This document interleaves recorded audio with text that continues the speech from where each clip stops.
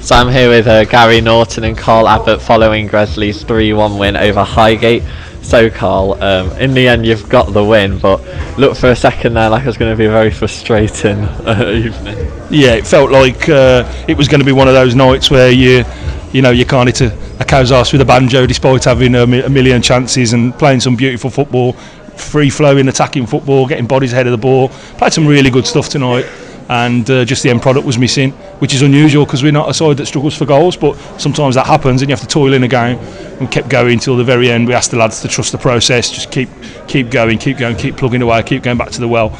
And then when the one did go in, it felt a little bit inevitable then that we would go and win the game. But make no bones about it, we have created enough chances, gilt-edged chances, and forced enough saves to win about 10 games of football tonight, and couldn't have deserved the 3 points anymore. So how impressed were you with the substitutes that came off the bench to make that sort of impact? Really impressed, but not to the detriment of the lads that were already on. I will say, I think that the way the game went, turning around down the slope, I think they've got a new management team in place, a good manager in Simon Lyon, but I've watched them a few times and I think that their conditioning needs to be questioned a little bit. We watched the Worcester game recently and felt they would sag in the second half. The new manager can't come in 2 days and get them fit.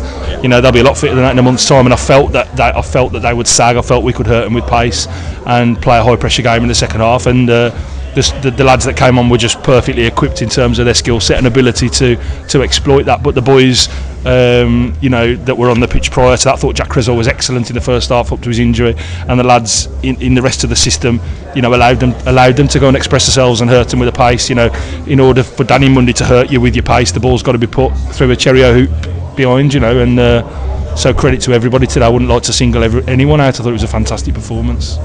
And Gary, after maybe a slightly disappointing performance against GMP, was that the response, like performance-wise, that you were looking for? 100%.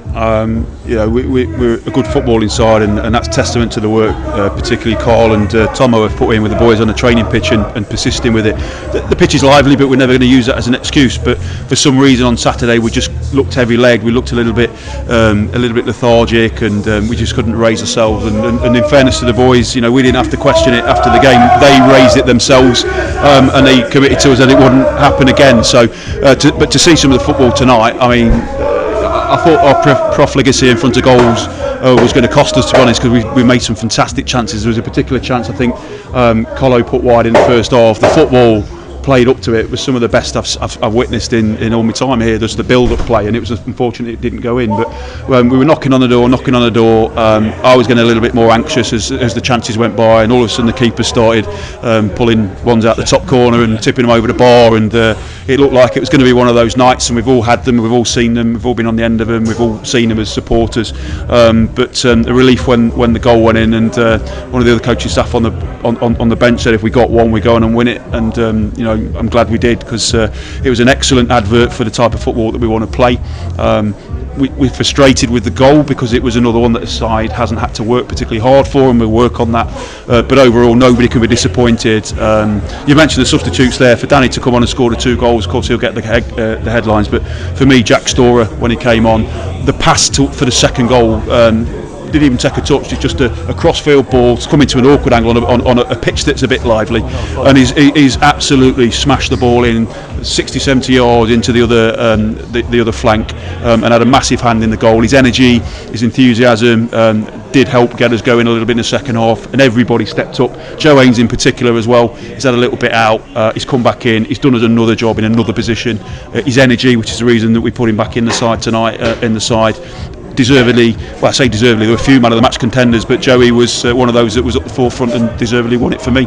Okay, thank you guys.